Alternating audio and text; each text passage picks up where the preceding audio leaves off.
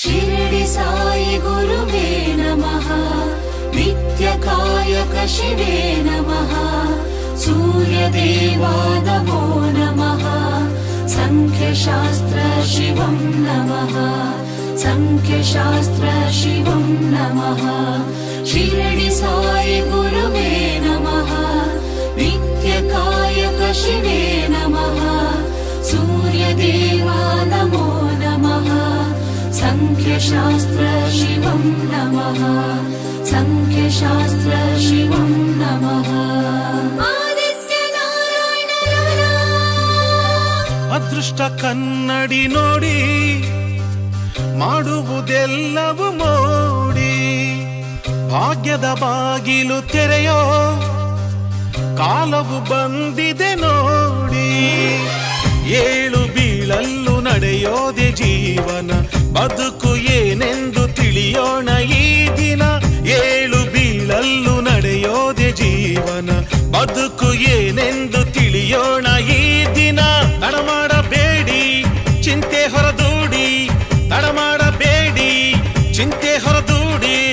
ಅದೃಷ್ಟ ಬೆನ್ನ ಹಿಂದೆ ಇದ್ರು ಚಿಂತೆ ಯಾಕೆ ಸುಮ್ಮನೆ.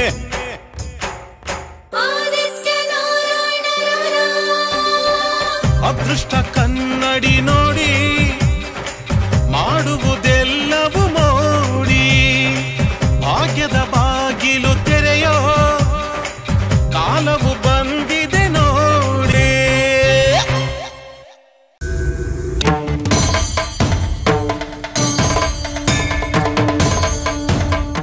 ಅದೃಷ್ಟ ಕನ್ನಡಿ ವಿಶೇಷ ನೇರಪ್ರಸಾರ ಕಾರ್ಯಕ್ರಮಕ್ಕೆ ಸ್ವಾಗತ. ವೀಕ್ಷಕರು ಇದನ್ನು ನಮ್ಮೊಟ್ಟಿಗಿದ್ದಾರೆ ಆದಿತ್ಯ ನಾರಾಯಣ್ ಗುರೂಜಿ. ಕಾರ್ಯಕ್ರಮಕ್ಕೆ ಸ್ವಾಗತ. ಎಲ್ಲ ವೀಕ್ಷಕ ಬಾಂಧವರಿಗೆ ನಮಸ್ಕಾರ. ಜ್ಯೋತಿಷ್ಯ ಶಾಸ್ತ್ರದಲ್ಲಿ ಸಾಕಷ್ಟು ಶಾಸ್ತ್ರಗಳನ್ನ ನೋಡ್ಬೋದು ಅಂತ, ವಾಸ್ತುಶಾಸ್ತ್ರ ಇರ್ಬೋದು ಅಥವಾ ರತ್ನಶಾಸ್ತ್ರ ಇರ್ಬೋದು. ಅದೇ ರೀತಿ ಶಕುನ ಶಾಸ್ತ್ರ ಅನ್ನೋ ಒಂದು ವಿಚಾರಕ್ಕೆ ಬಂದಂತಹ ಸಂದರ್ಭದಲ್ಲಿ ಹಾಗಂದ್ರೆ ಏನು? ಶಕುನ ಶಾಸ್ತ್ರ ಅಂತಂದ್ರೆ ಮನುಷ್ಯನಿಗೆ ಬರ್ತಕ್ಕಂಥ ಹಲವಾರು ಕಷ್ಟ ಕಾರ್ಪಣ್ಯಗಳನ್ನ ಮುಂಚಿತವಾಗಿ ಮುನ್ಸೂಚನೆ ಕೊಡ್ತಕ್ಕಂಥ ಒಂದು ಪ್ರಾಣಿ ಪಕ್ಷಿಗಳು ನಮಗೆ ಬಹಳ ದೈವತ್ವ ಕೊಡತಕ್ಕಂಥ ವರ. ಯಾಕಂದ್ರೆ ಭಗವಂತ ನಮಗೆ ಎಲ್ಲವನ್ನೂ ಕೊಟ್ಬಿಟ್ಟಿದ್ದಾನೆ, ಆದರೆ ಅದರ ಮಾರ್ಗದರ್ಶನ ನಮಗೆ ಸಿಗ್ತಾ ಇಲ್ಲ. ಮಾರ್ಗದರ್ಶನ ಸಿಕ್ಕಿದ್ರೂ ಕೂಡ ಅದರಲ್ಲಿ ಎಲ್ಲೋ ಒಂದು ಕಡೆ ವ್ಯತ್ಯಾಸಗಳು ಆಗ್ತಿರ್ತದೆ.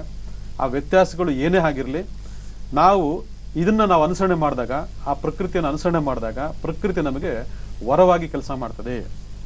ಅದಕ್ಕೆ ಕೆಲವು ದೈವ ಶಕ್ತಿ ಇದ್ದ ಸಂದರ್ಭದಲ್ಲಿ, ಗುರುಬಲ ಸಂದರ್ಭದಲ್ಲಿ ಯಾರಿಗೆ ಈ ರೀತಿ ಎಲ್ಲ ಮುನ್ಸೂಚನೆಗಳು ಮುಂಚಿತವಾಗಿ ಗೊತ್ತಾಗ್ತದೆ. ನೋಡೊಬ್ಬರು ಮಹಾನುಭಾವರು ಕರೆ ಮಾಡಿದ್ರು ಪಾಪ ಕೊಳ್ಳೇಗಾಲದಿಂದ. ಅದು ಸುಳ್ಳಲ್ಲ, ಅದು ನಿಜ. ಆದ್ರೆ ಅದನ್ನ ತಗೊಳ್ತಕ್ಕಂಥ ಒಂದು ಮನೋಭಾವನೆ ನಮ್ಮಲ್ಲಿ ಇರಬೇಕು. ಅದನ್ನ ಗೇಲಿ ಮಾಡೋ ಮನೋಭಾವನೆ ಇತ್ತು ಅಂದಾಗ ಆ ಎಷ್ಟೋ ಈ ತರ ಒಂದು ಶಕ್ತಿಗಳು ಹಾಗೆ ನಿಷ್ಕ್ರಿಯ ಆಗೋಗ್ತದೆ, ಶಾಂತವಾಗಿರ್ತದೆ, ಏನು ಗೊತ್ತಾಗೋದಿಲ್ಲ, ಅದು ಪ್ರಕಟ ಆಗೋದೇ ಇಲ್ಲ. ಅದರಿಂದ ನಮ್ಮ ಸುತ್ತಮುತ್ತ ನಡೀತಕ್ಕಂಥ ಎಲ್ಲಾ ಬೆಳವಣಿಗೆಗಳು ಕೂಡ ನಾವು ಗಮನಿಸ್ತಾ ಇದ್ರೆ ನಮಗೆ ಎಲ್ಲೋ ಒಂದು ಕಡೆ ದೈವ ನಮಗೆ ಒಂದು ಮುನ್ಸೂಚನೆ ಕೊಡ್ತದೆ ಪ್ರಾಣಿ ಪಕ್ಷಿಗಳ ಮೂಲಕ. ಆ ಪ್ರಾಣಿ ಪಕ್ಷಿಗಳ ಮೂಲಕ ಕೊಡ್ತಕ್ಕಂಥ ಒಂದೇ ಒಂದು ಮುನ್ಸೂಚನೆ ಶಕುನ ಅಂತ ಹೇಳ್ತೀವಿ. ಓಕೆ ಗುರೂಜಿ ಅವರೇ, ಅದರಲ್ಲಿ ಎಸ್ಪೆಷಲಿ ಗರುಡ ಪಕ್ಷಿಯ ವಿಶೇಷತೆಗಳೇನು ಅಂತ? ಈಗಾಗಲೇ ಕಾಗೆ ಮತ್ತೆ ಬಾವಲಿ ಬಗ್ಗೆ ತಿಳಿಸ್ಕೊಟ್ಟೆ. ನನ್ನೇ ಕಾರ್ಯಕ್ರಮದಲ್ಲಿ ಮಾಡ್ತಂತ ಸಂದರ್ಭದಲ್ಲಿ ಬಹಳ ಜನ ಕರೆಗಳು ಮಾಡಿ, ಹೌದು ನನ್ನ ಮನೇಲೂ ಬಾವಲಿ ನೇತಾಡ್ತಾ ಇದೆ, ವಿಪರೀತ ಬಾವಲಿಗಳು ಬರ್ತಾ ಇದೆ, ಏನು ಮಾಡಿದ್ವಿ ಓಡಿಸೋದಕ್ಕೆ, ಅದು ಆಗ್ತಾನೆ ಇಲ್ಲ ಓಡಿಸೋದಕ್ಕೆ.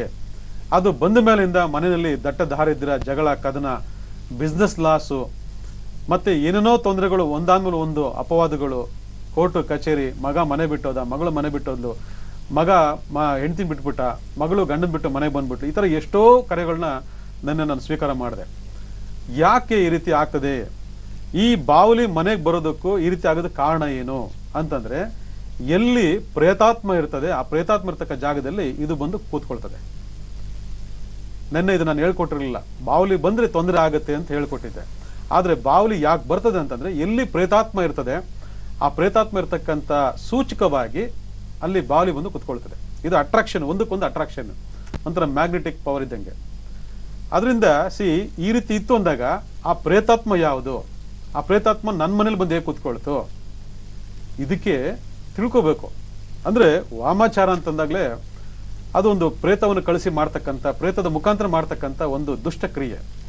ಆ ದುಷ್ಟಕ್ರಿಯೆ ಪ್ರತೀಕವಾಗಿ ಆ ಪ್ರೇತಾತ್ಮ ಆ ಜಾಗದಲ್ಲಿ ಬಂದು ಕುತ್ಕೊಳ್ತು ಅಂದಾಗ ಆ ಜಾಗಕ್ಕೆ ಇವನು ಬಂದು ಕುತ್ಕೊಳ್ತಾನೆ. ಅದಕ್ಕೆ ಬಾವಲಿ ಪಕ್ಷಿ ಬಂದು ಹೇಳ್ತದೆ, ನೋಡಿ ಇಲ್ಲಿ ಪ್ರೇತಾತ್ಮ ಇದೆ ಅಂತ. ನಿಮಗೆ ಗೊತ್ತಾಗಲ್ಲ, ಪ್ರೇತಾತ್ಮ ಕಾಣಿಸೋದಿಲ್ಲ, ಬಾವಲಿ ಪಕ್ಷಿ ಕಾಣ್ತದೆ. ಬಾವಲಿ ಪಕ್ಷಿ ಗಲೀಜು ಮಾಡೋದು ಕಾಣಿಸ್ತದೆ.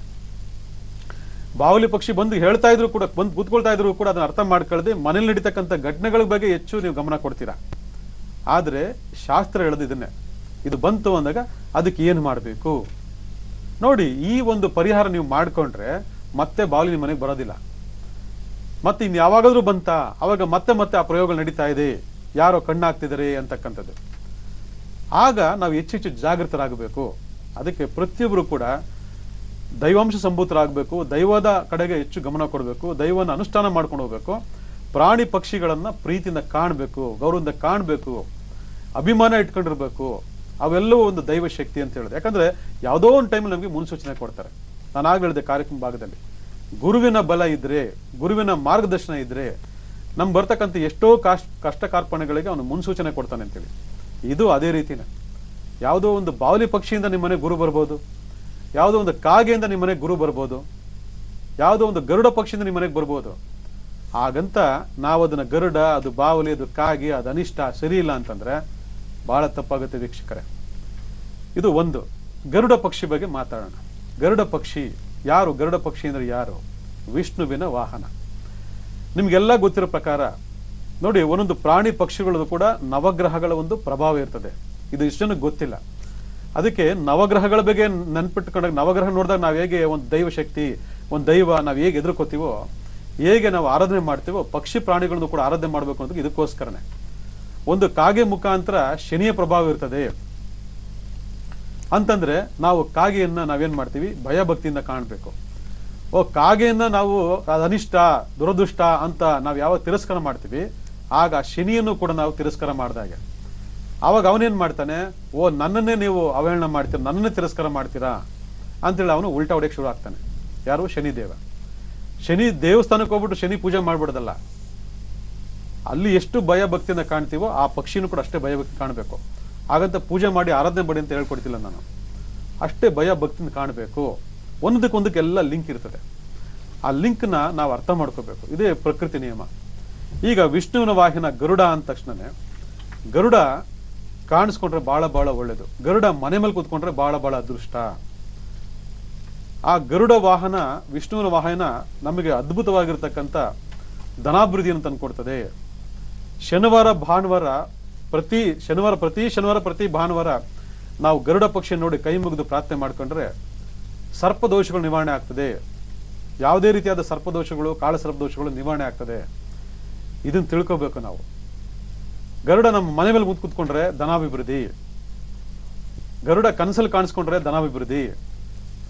ಗರುಡ ಏನಾದ್ರೂ ಒಂದು ವಸ್ತುವನ್ನ ಕಚ್ಕೊಂಡು ಎಡಗಡೆಯಿಂದ ಬಲಗಡೆಗೆ ಹೋದ್ರೆ ಬಹಳ ಅದೃಷ್ಟ.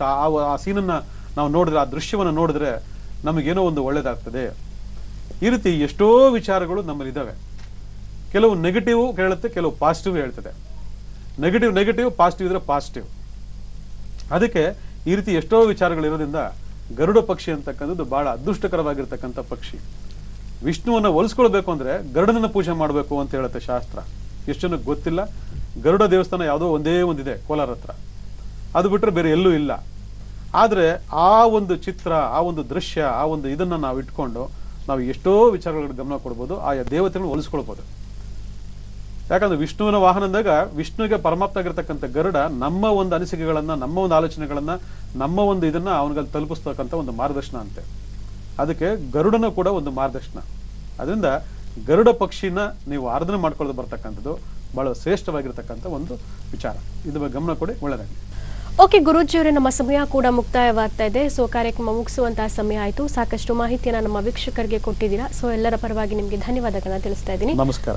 ಓಕೆ ವೀಕ್ಷಕರೇ, ವಂದನೆಗಳು.